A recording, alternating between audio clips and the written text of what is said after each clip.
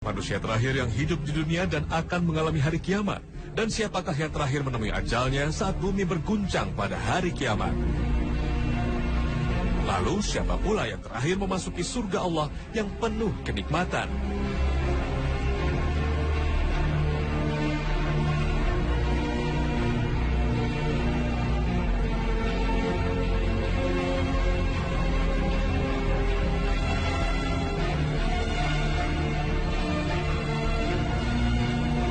Assalamualaikum warahmatullahi wabarakatuh. Selamat pagi pemirsa Trans 7.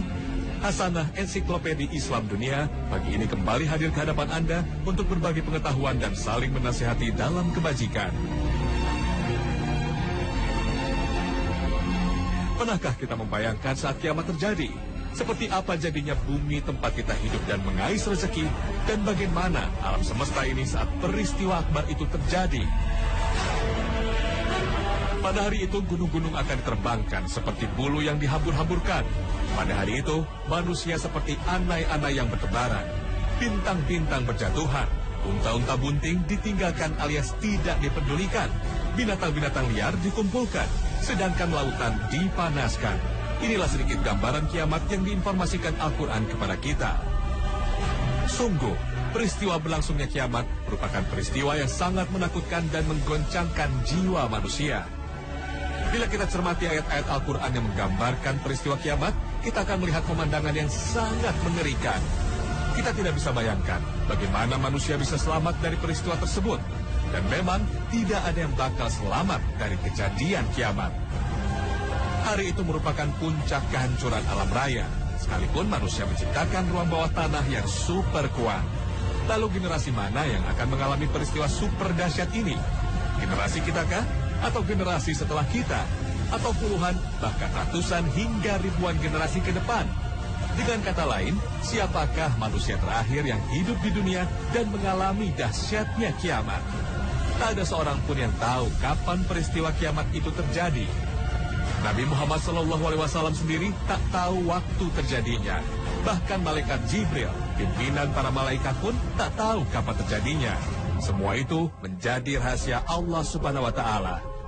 Artinya, hari kiamat sewaktu-waktu bisa terjadi. Namun begitu, generasi seperti apa yang akan mengalami peristiwa kiamat itu bisa diketahui dari informasi-informasi akurat dari Nabi Shallallahu Alaihi Wasallam. Bahkan Al-Quran juga mengisyaratkan akan generasi manusia yang akan mengalami kiamat itu.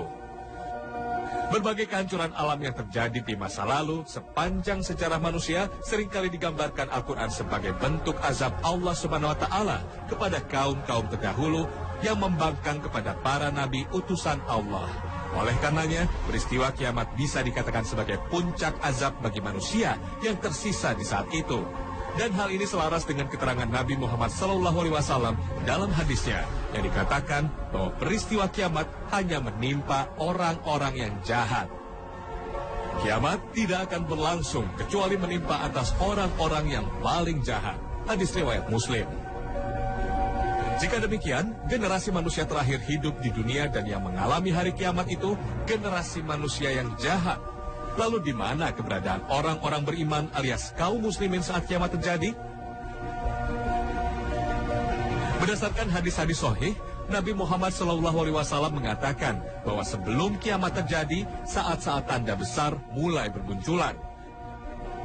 Maka begitu sudah dekat sekali menjelang terjadinya kiamat, Allah Subhanahu wa Ta'ala akan mendatangkan angin sejuk yang menyebabkan setiap orang beriman menemui ajalnya saat tersentuh angin tersebut. Sebab Allah Subhanahu wa Ta'ala tidak akan mengizinkan kiamat terjadi ketika masih ada kaum beriman di muka bumi walau hanya satu orang. Inilah yang disampaikan Nabi Shallallahu Alaihi Wasallam dalam sabdanya. Sesungguhnya Allah Subhanahu wa Ta'ala akan mengutus suatu angin yang lebih lembut dari sutra dari arah Yaman. Maka tidak seorang pun karena angin tersebut yang akan disisakan dari orang-orang yang masih ada iman walau seberat biji zarah kecuali akan dicabut ruhnya. Hadis riwayat Muslim. Setelah Allah Subhanahu wa Ta'ala mencabut nyawa semua orang beriman, termasuk orang yang di dalam hatinya terdapat sedikit keimanan, Allah Subhanahu wa taala mendatangkan kiamat sebagai balasan atas kekufuran dan kemusyrikan yang dilakukan manusia yang masih hidup di muka bumi. Rasulullah Muhammad SAW bersabda, kemudian Allah melepaskan angin dingin yang berhembus dari Syam. Maka tidak seorang pun dari manusia yang beriman kecuali dicabut nyawanya. Hingga yang tersisa hanya manusia jahat yang tidak memiliki keimanan. Mereka tidak mengetahui mana yang baik dan mana yang buruk. Hingga syaitan muncul dan berkata, mengapa kalian tidak memenuhi seruanku saja? Mereka menjawab, apa yang kalian perintahkan pada kami? Syaitan memerintahkan kepada mereka untuk menyembah berhala, maka mereka pun mengikuti saran tersebut. Sedangkan mereka berada dalam kehidupan yang serba berkecukupan, kemudian ditiuplah sangkakala. Hari kiamat pun datang. Hadis riwayat Muslim.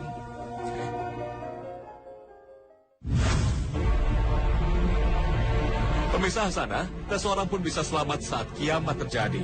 Seluruh makhluk ciptaan Allah Subhanahu wa taala akan hancur dan mati. Kehancuran dan kematian massal ini ditandai dengan tiupan sangkakala oleh malaikat. Apakah kematian massal ini terjadi secara serentak dan dalam waktu bersamaan, ataukah terjadi secara bertahap? Jika bertahap, siapakah makhluk terakhir yang dimatikan Allah Subhanahu wa taala pada hari kiamat? Selain setan dan jin, kita mengenal makhluk gaib lain yang selalu tunduk kepada Allah Ta'ala. Makhluk ini Allah beri tugas tertentu dan tidak dibekali hawa nafsu, sehingga setiap mereka tetap setia dengan tugas yang diberikan Tuhan kepadanya. Jika tugasnya hanya sujud, mereka akan terus-menerus sujud. Jika tugasnya memikul arsy, mereka akan terus memikulnya tanpa mengenal lelah dan bosan. Dan di antara makhluk taat ini ada yang Allah beri tugas untuk mencabut nyawa manusia. Sehingga kita mengenalnya dengan sebutan malaikat maut. Beberapa riwayat dari Israiliyat menyebutnya malaikat Israel. Allah memberikan kemampuan yang amat luar biasa kepada malaikat maut, sehingga barat dan timur dapat dijangkau olehnya dengan sangat mudah. Bagaikan seseorang yang sedang duduk di meja makan dengan berbagai macam makanan yang siap untuk disantap. Inilah malaikat yang sering turun ke bumi untuk menemui para nabi serta pada saat mencabut nyawa manusia. Di hari kiamat semua akan hancur sehancur-hancurnya dan semua yang hidup akan menemui ajalnya. Maka jika hari itu tiba, tentu malaikat maut langsung mencabut ruh seluruh manusia terakhir di muka bumi tanpa tersisa. Lalu bagaimana dengan para malaikat? Apakah di hari itu makhluk-makhluk mulia yang diciptakan Allah Subhanahu wa taala yang jumlahnya tak terkira ini juga akan mati? Lalu bagaimana pula dengan malaikat maut? Apakah juga akan mati? Tentu saja sebagai makhluk Allah yang berjiwa, para malaikat akan menemui ajalnya, termasuk malaikat maut. Karena Allah sudah berjanji dalam firman-Nya, tiap-tiap yang berjiwa akan merasakan mati. Quran Surat Ali Imran ayat 185. Malaikat maut juga makhluk Allah yang pasti akan merasakan mati, sekalipun ia adalah malaikat pencabut nyawa. Sebuah sumber menyebutkan malaikat maut atau Israel menemui ajal di tangannya sendiri. Peristiwa kematian itu terjadi ketika trompet ditiup oleh Israfil dengan 3 kali tiupan. Tiupan pertama akan mengejutkan dan sangat membuat takut penduduk langit dan bumi. Tiupan kedua akan memusnahkan semua makhluk yang ada di langit dan di bumi. Tiupan ketiga adalah tiupan membangkitkan semua yang telah mati dari zaman Nabi Adam hingga manusia terakhir. Perhatikanlah tiupan kedua yang dilakukan malaikat peniup sangkakala. Pada tiupan kedua ini, Al-Quran menginformasikan, akan matilah seluruh makhluk yang ada di langit maupun di bumi, kecuali makhluk-makhluk yang dikehendakinya. Artinya, masih ada makhluk yang tetap hidup pada tiupan kedua yang membinasakan seluruh makhluk itu. Makhluk-makhluk yang dikehendaki Allah belum mati itu adalah malaikat Jibril, malaikat Israel, malaikat Israfil, dan malaikat Arsy. Kemudian Allah memerintahkan Israel untuk mencabut ruh dari semua malaikat-malaikat itu. Dan malaikat Israel melaksanakan perintah Allah Subhanahu wa taala itu. Setelah malaikat Israel melakukan tugasnya, maka hanya tinggal malaikat Israel dan Allah saja pada saat itu. Kemudian Allah berfirman, hai malaikat maut, tidakkah kau mendengar firmanku? Kullu nafsin za'iqatul maut. tidakkah engkau tahu setiap yang bernyawa itu akan merasakan mati? Lalu Allah kembali berfirman, aku jadikan engkau untuk tugas itu dan engkau juga harus mati. Sebuah riwayat disebutkan proses kematian malaikat Israel di tangannya sendiri. Memang, riwayat ini dinilai dhaif atau lemah oleh sebagian ulama. Namun kisahnya menarik untuk disimak. Bahwa ketika Allah memerintahkan Israel untuk mencabut nyawanya sendiri, maka pergilah Israel ke suatu tempat antara surga dan neraka untuk melaksanakan perintah Allah tersebut. Pada saat ruhnya dicabut, maka seketika itu malaikat Israel menjerit dengan sangat dahsyat. Bahkan andai saja ada makhluk hidup yang mendengar jeritan itu, maka makhluk itu akan binasa seketika karena saking dahsyatnya jeritan malaikat Israel. Pada saat itu, malaikat Israel berkata, kalaulah aku tahu bagaimana sakitnya saat roh dicabut, maka sudah barang tentu aku akan mencabut roh orang-orang mukmin dengan cara yang paling lembut sekali.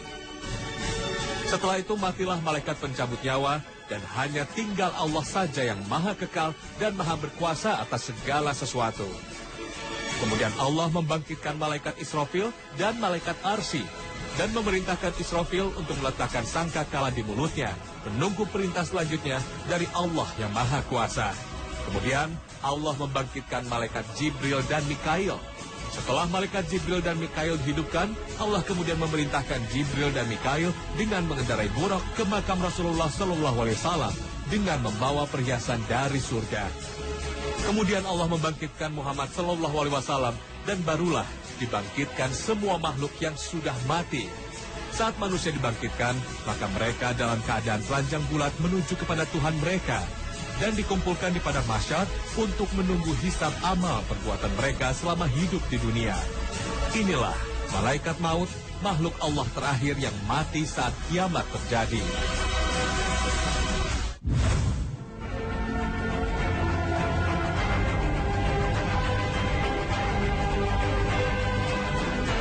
Kebangkitan manusia di hari kiamat, semua prosesnya sangat mendebarkan. Durasi waktunya pun sangat panjang.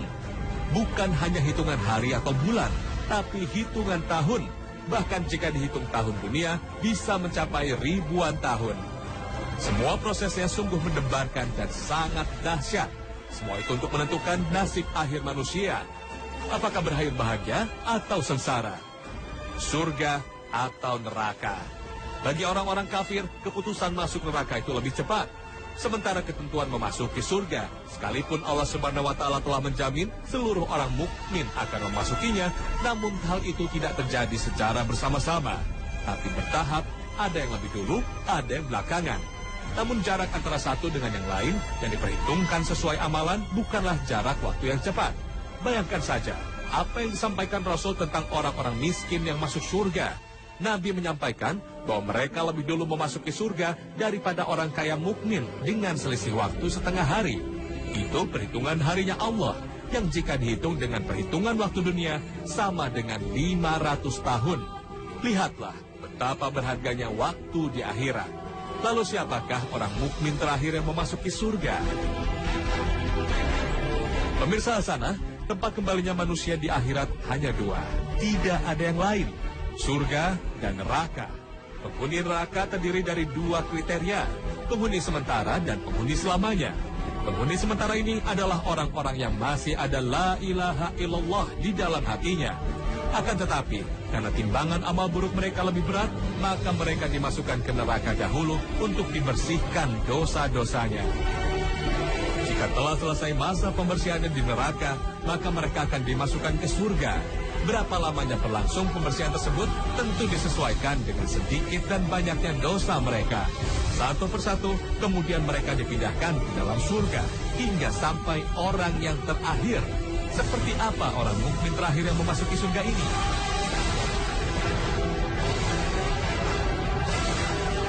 Cukup unik perjalanan orang yang terakhir masuk surga ini, sebagaimana dikisahkan dalam hadis Rasulullah SAW. Orang ini selalu berusaha untuk keluar dari neraka. Setiap kali ia mencoba melangkah keluar, ia tersungkur dan langsung disambar dan dihanguskan oleh neraka. Hingga pada suatu waktu, akhirnya ia berhasil melarikan diri dari neraka.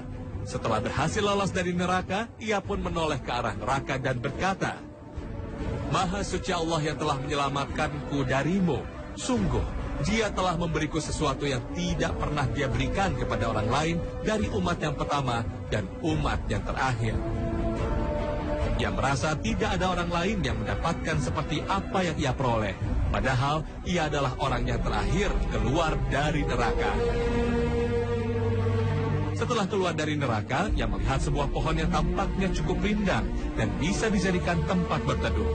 Ia pun memohon kepada Allah agar didekatkan kepada pohon tersebut sehingga ia bisa berteduh dan minum dari air yang ada di dekat pohon tersebut. Allah kemudian bertanya kepadanya, "Wahai anak Adam, jika aku kabulkan permintaanmu, mungkin kamu akan meminta lagi yang lain?" Orang itu menjawab, "Tidak, wahai Robku." Allah pun mengizinkan ia dan didekatkan ke pohon itu supaya ia bisa berteduh dan minum dari pohon tersebut dengan syarat ia tidak meminta lagi yang lain selain pemberian yang telah diberikan tersebut. Orang itu pun kemudian tinggal di pohon tersebut selama yang Allah inginkan. Hingga kemudian orang itu ditunjukkan pohon lain yang lebih bagus dari pohon yang pertama. Ia pun tergiur dan sangat ingin berada di dekat pohon tersebut. Ia pun memohon kepada Allah agar didekatkan ke pohon tersebut. Menjawab permintaannya, Allah menanyakan komitmennya sebelumnya. "Wahai anak Adam, bukankah engkau telah berjanji tidak akan meminta yang lain? Jika aku dekatkan dirimu ke pohon itu, mungkin kamu akan meminta lagi yang lain?" Meski begitu, kembali Allah izinkan orang tersebut untuk berada di pohon yang diminta. Ia pun berteduh di situ dan meminum airnya. Dan ia pun tinggal di sana selama yang Allah inginkan. Hingga ia kembali menyaksikan pohon yang lebih bagus, lebih indah, dan lebih rindang dari yang sekarang ia tempati. Ia pun kemudian tergiur dan meminta kepada Allah agar didekatkan ke pohon tersebut. Dan apa yang selanjutnya terjadi persis seperti yang sebelumnya terjadi. Orang tersebut akhirnya juga diizinkan untuk berada di pohon tersebut. Dan dari tempatnya di pohon itu, sayup-sayup ia mendengar suara penghuni surga. Siapa yang tidak tergiur mendengar suara kebahagiaan dan kesenangan? Akhirnya ia pun meminta dimasukkan ke dalam surga. Ia berkata, "Wahai Robku, masukkanlah aku ke dalam surga." Menjawab permintaan orang tersebut, Allah Ta'ala berfirman, "Hai anak Adam, mengapa kamu mengingkari janjimu padaku? Maukah kamu aku beri sesuatu yang senilai 10 kali lipat dari dunia dan isinya?" Begitulah akhirnya orang tersebut ditetapkan sebagai penduduk surga.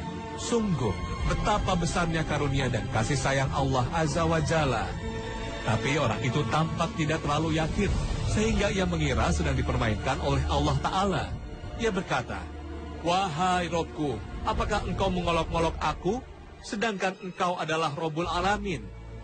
Kemudian Allah Azza wa Jalla menegaskan lagi kepadanya, "Pergilah, masuklah ke dalam surga. Sesungguhnya engkau memiliki semisal dunia dan 10 kalinya, atau engkau memiliki 10 kali dunia." Inilah orang mukmin terakhir yang memasuki surga, setelah sebelumnya disiksa di neraka karena dosa-dosanya lebih besar dari kebaikannya.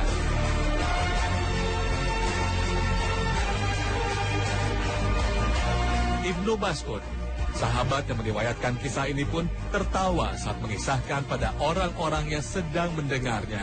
Ibnu Mas'ud pun bertanya pada mereka, "Tidakkah kalian bertanya tentang apa yang membuatku tertawa?"